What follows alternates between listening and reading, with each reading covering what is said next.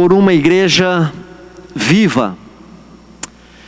A igreja evangélica brasileira, seja qual for a denominação, precisa passar por um reavivamento espiritual. Às vezes eu fico pensando e me pergunto se somente eu penso nesta necessidade da igreja passar por um reavivamento em todas as denominações do nosso país. Porque quando eu olho para trás e vejo a minha juventude, a minha mocidade, que frequentava uma escola dominical, que saía e que voltava às 2:30 da tarde, naquele sol de rachar em Sorocaba, e nós nos ajuntávamos em frente à igreja, e nós carregávamos os carros com caixa de som, instrumentos musicais, e nós íamos para o meio de uma favela, às 3 da tarde, debaixo de uma grande mangueira, tocar um violão e pregar a palavra de Deus. Eu penso que nós perdemos isso. Quando eu olho para trás e vejo jovens desta igreja, que da mesma maneira, num domingo à tarde, onde hoje todos nós descansamos, também ajuntarem-se aqui na igreja e partirem para um bairro como o Lopes de Oliveira, para fazer evangelismo. Eu fico pensando que de fato nós precisamos de um reavivamento. Quando eu olho mais para trás, na década de 60, como foi colocado aqui, o trabalho dos presbíteros, o trabalho dos diáconos, o trabalho das senhoras, da sociedade de senhoras, plantando congregações na cidade de Sorocaba, como foi mostrado aqui, em apenas 4 anos, 4 igrejas. Eu creio que eu não estou errado em pensar que a igreja precisa passar por um reavivamento espiritual. A vida, na verdade, ficou muito boa, a vida ficou confortável, nós temos mais opções para fazer do que se preocupar com a salvação eterna de pessoas que nós nem conhecemos. A nossa denominação, Igreja Presbiteriana Independente do Brasil, precisa de um reavivamento espiritual. Nós tivemos estatísticas recentes que nos informaram que 50% da nossa igreja no Brasil não apresentou sequer um novo membro durante um ano.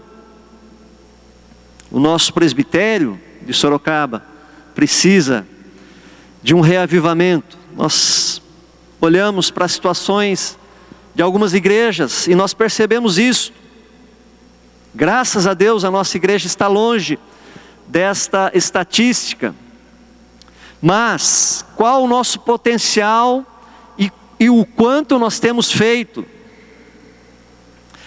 José Carlos Pezzini, no seu livro O Sucesso ao Seu Alcance, ele diz que o nosso sucesso não pode ser medido por comparação com outra pessoa. O sucesso, ele deve ser medido por quanto Deus nos deu de capacidade e o quanto nós estamos realizando dentro daquilo que Deus nos deu. Portanto, eu pergunto novamente, que potencial tem a nossa igreja e qual a porcentagem que ela tem alcançado dessa sua potencialidade? Quero trazer alguns exemplos aqui. Por exemplo, quando nós falamos, me ajuda por favor, travou aqui. Acho que a pilha, passou. Quando nós falamos dos dízimos, qual o potencial que essa igreja tem de arrecadação e tem de investimento financeiro em todas as áreas que foram mostradas hoje pela manhã? Qual o potencial e quanto nós estamos de fato arrecadando? Qual o potencial desta igreja aqui na plantação de novas igrejas? Qual o potencial desta igreja na ação social? Temos uma diaconia relevante, temos uma diaconia impactante no centro de Sorocaba, próximo aonde nós estamos localizados. Temos uma diaconia relevante em projetos espalhados pela nossa cidade. O quanto nós podemos em relação a pequenos grupos, e o quanto nós temos hoje de pequenos grupos em nossa igreja, grupos de fortalecimento, grupos de acolhimento, grupos de comunhão, grupos de oração. O quanto nós temos de potencial para o discipulado e para a adoração. Quanto nós temos de potencial também no ministério infantil com crianças. Quantas mais crianças nós podemos alcançar e quantas nós temos alcançado. Quantos adolescentes temos alcançado, quanto poderíamos alcançar, quantos? Queridos, acho que a pergunta maior que nós devemos fazer, pensando na igreja, é: o quanto do nosso coração está nas mãos do nosso Senhor Jesus Cristo? O quanto Jesus Cristo tem do nosso coração? Quantos de nós estamos envolvidos com o Evangelho, com a pregação do Evangelho, com a pregação de Cristo e do que Ele pode fazer pelas pessoas? Será que nós estamos contentes com a nossa vida espiritual? Você se considera uma pessoa cheia do Espírito Santo? Será que nós vivemos a plenitude de Cristo? Será que você pode dizer como Paulo: vivo não mais eu, mas Cristo vive em mim? Será que nós temos experimentado o poder do Espírito Santo, realizando coisas extraordinárias em nossas vidas? Portanto, queridos, eu chego à conclusão que eu e que nós precisamos passar por um avivamento pessoal. Nós precisamos individualmente passar por uma renovação espiritual da nossa vida com o Senhor Jesus Cristo. Nós, os presbiterianos, os calvinistas, perdemos na história o lema do nosso pai teológico. Calvino dizia: eu ofereço meu coração ao Senhor, pronta e sinceramente. Esse foi o lema dos primeiros calvinistas. E os calvinistas revolucionaram a Europa, revolucionaram o Reino Unido, foram os principais idealizadores da Nova Inglaterra, quando a América foi descoberta. Fizeram parte da colonização dos Estados Unidos, queriam uma pátria diferente, uma pátria nova, uma pátria segundo a palavra de Deus. Foram aos milhares para a Nova Inglaterra, para a América, para colonizar e fazer um país segundo a palavra de Deus. Fizeram missão por todo o mundo. Os calvinistas criaram grandes universidades, grandes hospitais, contribuíram com o progresso e o desenvolvimento social. Mas hoje, onde estão os presbiterianos nos Estados Unidos e na Europa? Arrefeceram-se, esfriaram-se, se enriqueceram, se acomodaram, gostaram do mundo, perderam o fogo e perderam o vigor espiritual.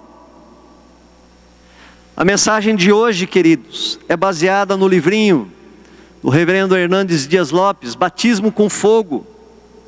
E segundo ele cita nesse livro, o Dr. Edwin Orr foi um dos maiores avivalistas do século XX. Um dia ele estava pregando numa praça pública, onde havia milhares de cristãos, de várias denominações. E num determinado momento ele chegou e chamou 2 pastores, de linhas diferentes. Um aspersionista e um imersionista. E disse: qual de vocês usa mais água no batismo? E antes mesmo deles responderem, ele disse: não importa a quantidade de água que vocês usam, porque a língua do batizando continuará seca. Ele precisa, na verdade, receber o batismo de fogo, porque a água lava o exterior, mas o fogo penetra e purifica o interior. O fogo depura as entranhas, o fogo queima por dentro. Queridos, eu tenho um sonho. Eu tenho um sonho de que a igreja viva na plenitude do Evangelho.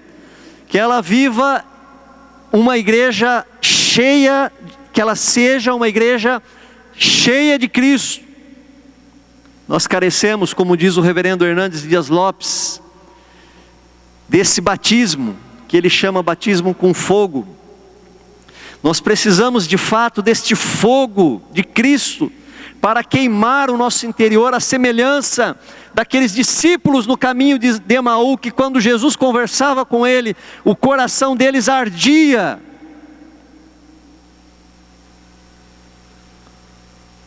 Para que nós não tenhamos uma vida cristã religiosa, uma vida cristã aparente, mas uma vida cheia do Espírito Santo. E eu separei um texto que fala sobre isso, está no Evangelho de Lucas, capítulo 3, versículo 16. Conhecemos tão bem João 3,16, desconhecemos Lucas 3,16. E o texto diz assim: disse João, o Batista, a todos: eu, na verdade, vos batizo com água, mas vem o que é mais poderoso do que eu, do qual eu não sou digno de desatar-lhe as correias das sandálias. Ele vos batizará com o Espírito Santo e com fogo. Queridos, Jesus já veio e Jesus já nos deu o Espírito Santo. Se você tem Cristo, você tem o Espírito. Mas onde está o fogo? Onde está o fogo? O meu clamor é que as chamas benditas desse amor de Cristo invadam o nosso coração, que elas queimem dentro de nós, para que elas façam uma revolução em nosso meio. Nós precisamos disso, desse despertar para reescrever a história da nossa denominação e do presbiterianismo no Brasil. Queridos, olhando para o texto de Lucas, João Batista está dizendo que, primeiro, que Jesus é mais poderoso do que ele. Jesus, ele é tão superior que ele não é digno de desatar as correias das sandálias dele.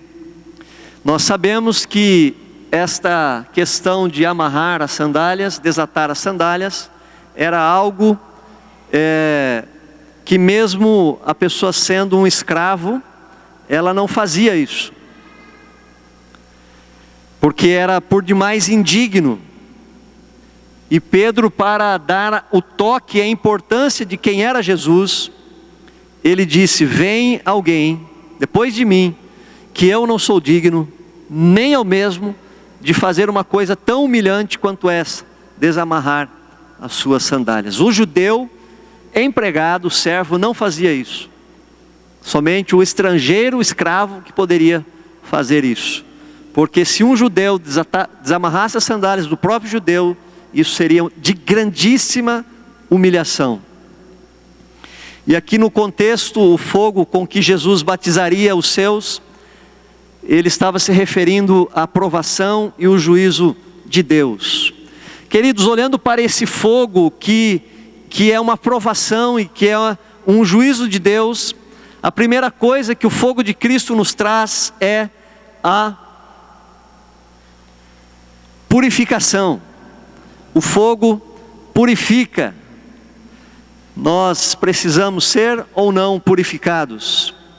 Purificar significa depurar, separar os elementos estranhos. Purificar significa separar, tirar os elementos estranhos. Como nós temos facilidade para nos acostumar com elementos estranhos em nossa vida. Nós vamos nos acomodando, vamos deixando chegar, permanecer perto de nós, nós vamos relaxando, e nós vamos deixando que a cultura, o pensamento, a maldade, a corrupção do mundo sutilmente vão se instalando em nossa vida. Como a prata e o ouro, quando são retirados da terra, eles vêm misturados com outros elementos. Assim é a nossa vida.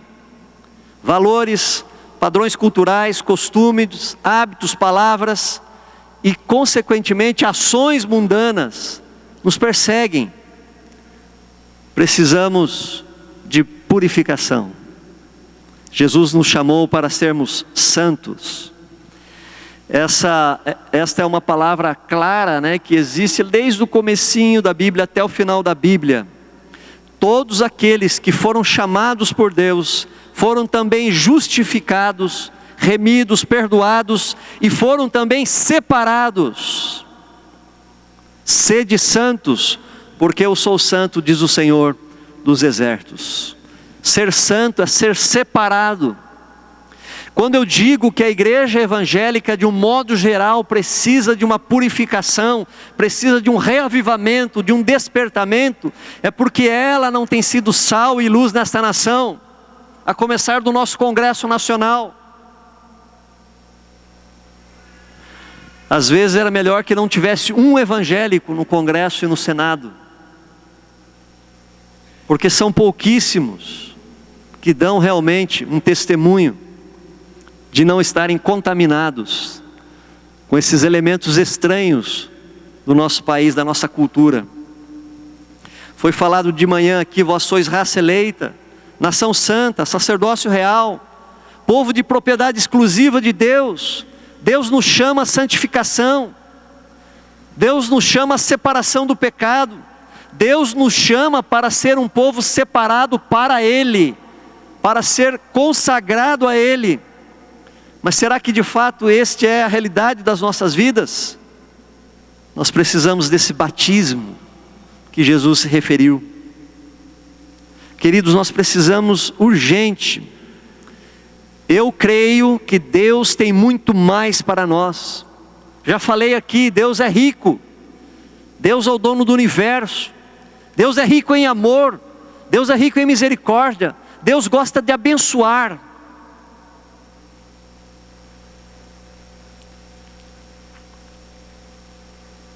Deus tem tesouros escondidos para derramar sobre nós. A vida com Jesus é uma vida abundante, cheia de bênçãos. Em Cristo nós somos mais do que vencedores. Eu quero experimentar em minha vida muito mais das riquezas celestiais que Cristo tem para nos dar. E você? Mas o fato é que nós precisamos limpar o vaso. Precisamos preparar o altar. Precisamos desejar mais de Deus, daquilo que Ele tem para nos dar. Por isso nós precisamos clamar e orar para que Deus venha com uma intensidade, com este fogo, para nos purificar. Deus pode, diz a Bíblia, fazer infinitamente mais do que tudo quanto pedimos ou pensamos, pelo seu poder que opera em nós. Mas nós precisamos preparar esse vaso para receber, para ser receptáculo daquilo que Deus quer derramar em nós. A segunda característica do fogo é que o fogo, ele cura, ele cicatriza. Quando nós olhamos para aqueles filmes da Idade Média, que eu gosto, aqueles filmes de época, nós vemos lá muitas vezes o soldado ferido colocando a espada no fogo, e quando aquela espada está bem avermelhada, ele vem sobre o ferimento e coloca para curar, para purificar, para cicatrizar. O batismo do fogo em Cristo de Jesus vem para trazer essa cura para nós. O fogo que nesse texto aqui representa o juízo de Deus, a aprovação de Deus, vem sobre nós até mesmo para nos gerar uma crise.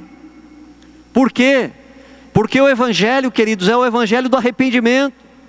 O Evangelho, como a gente viu o mês passado, primeiramente, ele nos mostra quem nós somos. e depois ele aponta para o que Deus fez e o que Ele pode fazer por nós.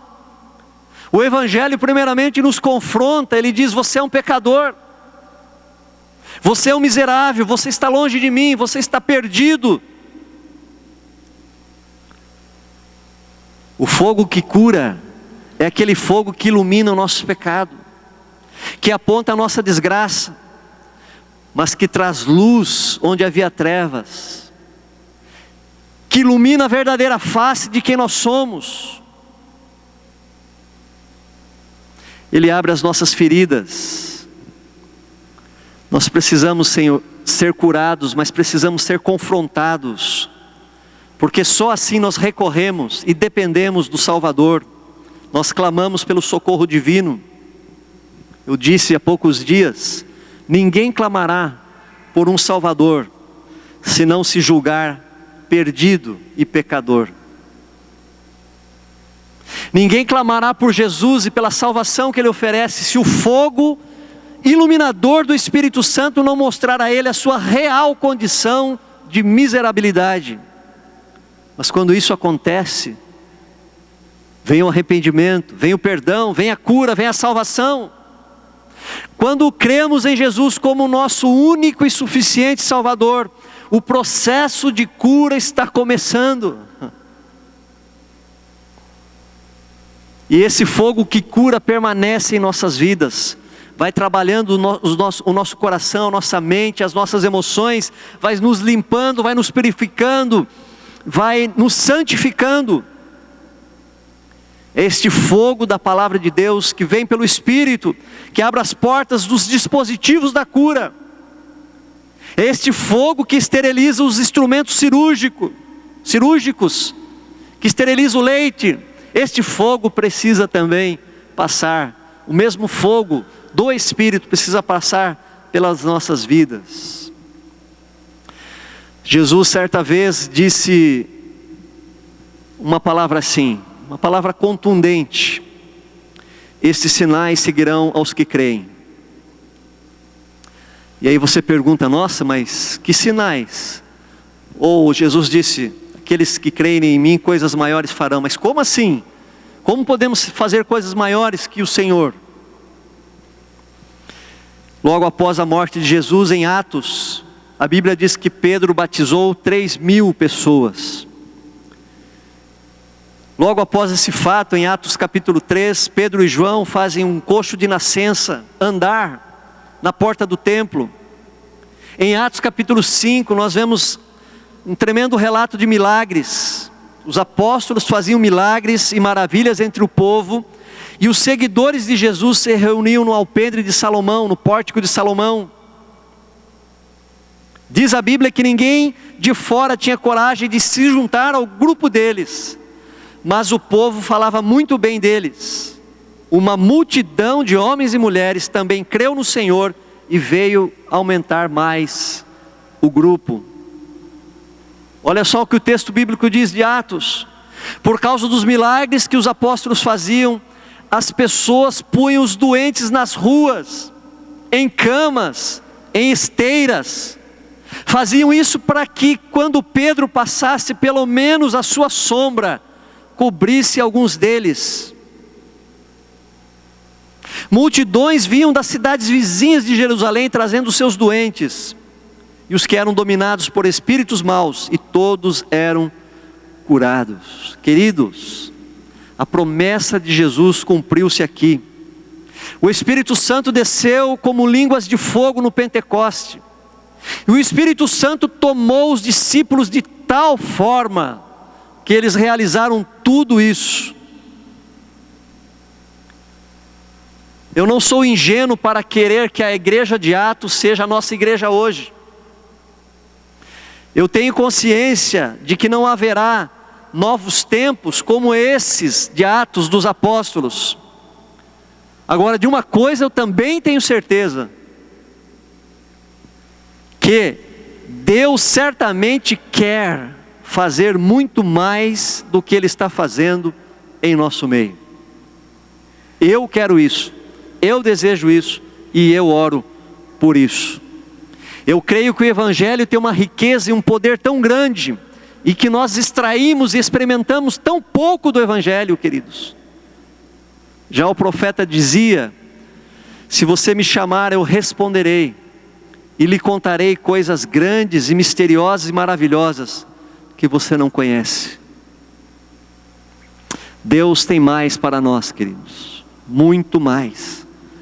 Mas nós precisamos desse batismo, nós precisamos dessa igreja viva no poder do Espírito Santo.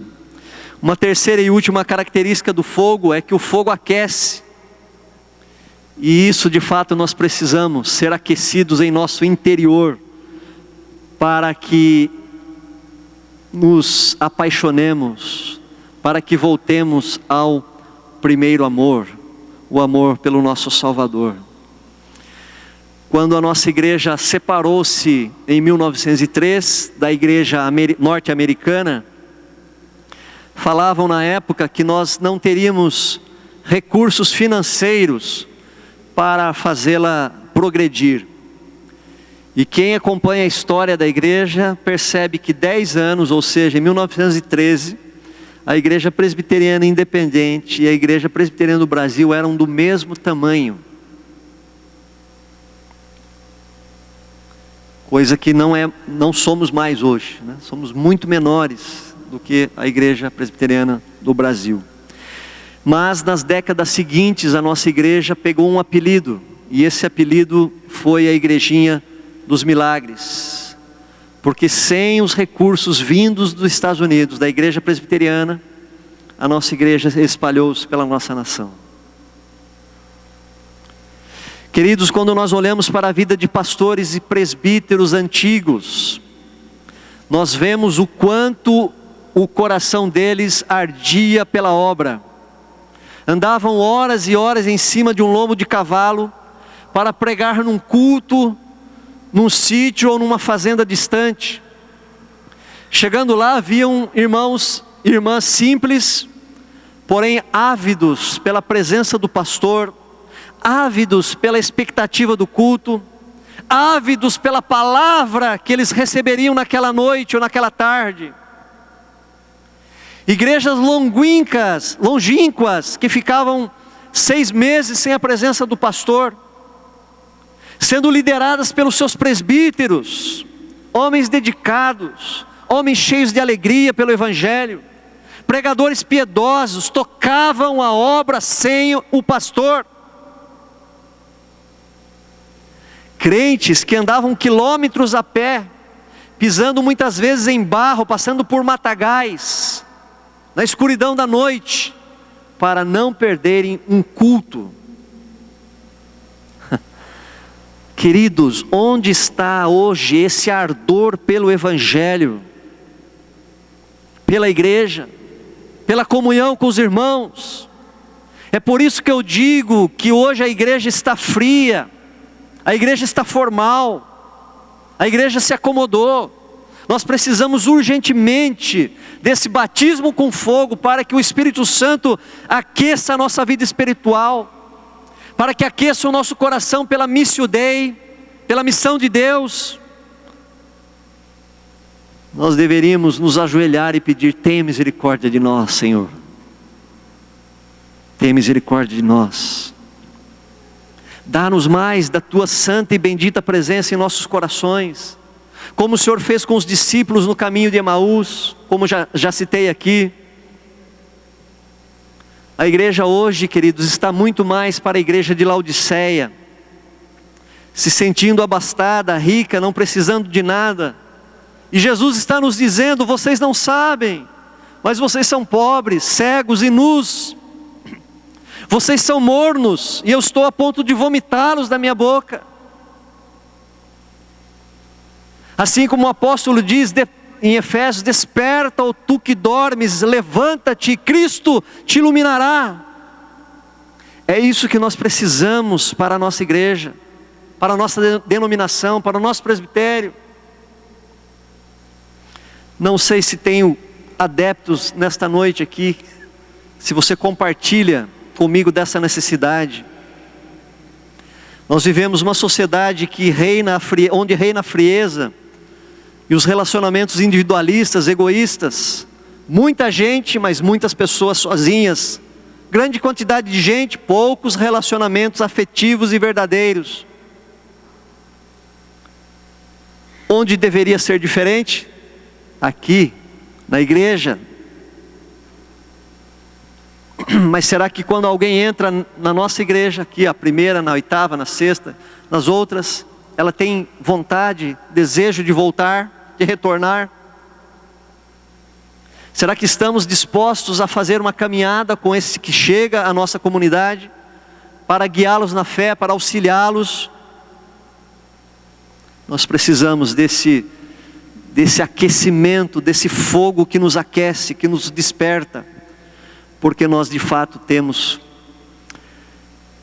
nos conformado com muito pouco, temos nos contentado com muito pouco. Eu fico pensando que muitas vezes na nossa vida cristã nós somos como aquela criança, uma criancinha que se contenta apenas com uma balinha, sendo que Deus tem muito mais para nós.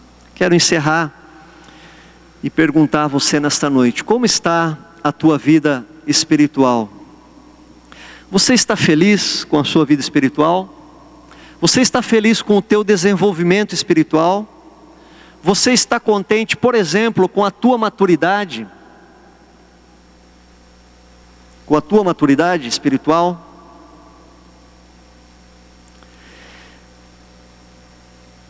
Se você estiver contente, eu quero dizer que você foi infectado.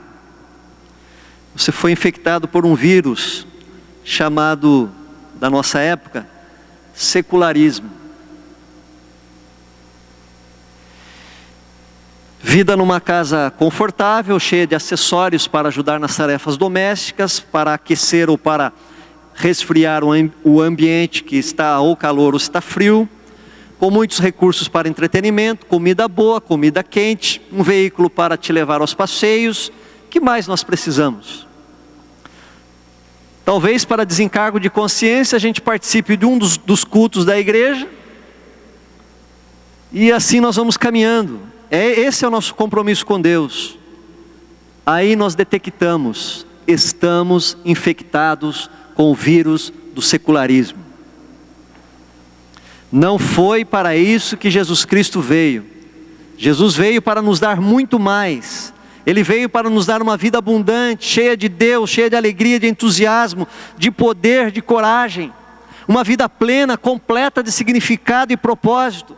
Jesus veio para nos iluminar, guiar, direcionar para onde devemos caminhar, o que nós devemos fazer. Ele veio para nos suprir cada uma das nossas necessidades. Ele veio para repartir conosco a missão de Deus, para nos dar o privilégio de participar da missão de Deus. Ele veio para nos purificar e curar. Ele veio para nos dar uma vida livre de pecados, livre de traumas, livre de rancores em nosso coração. Ele veio para nos dar uma vida sadia mentalmente, fisicamente, espiritualmente. Ele veio para nos mostrar a riqueza, para mostrar e dar a suprema riqueza da sua glória.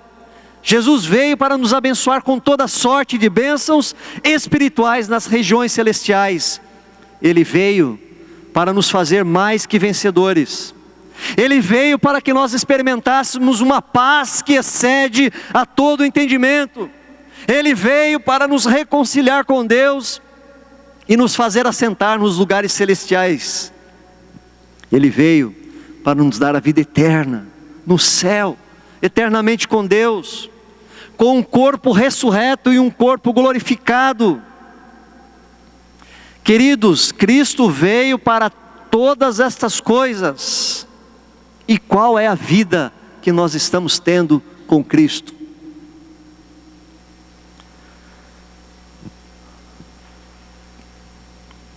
Nós seremos constantemente desafiados entre nos amoldarmos ao secularismo ou nos amoldarmos à vida com Cristo. Quem nessa noite deseja esse batismo com fogo que Jesus prometeu? Quem nessa noite deseja esse enchimento do Espírito Santo? Nós precisamos. Feche os teus olhos.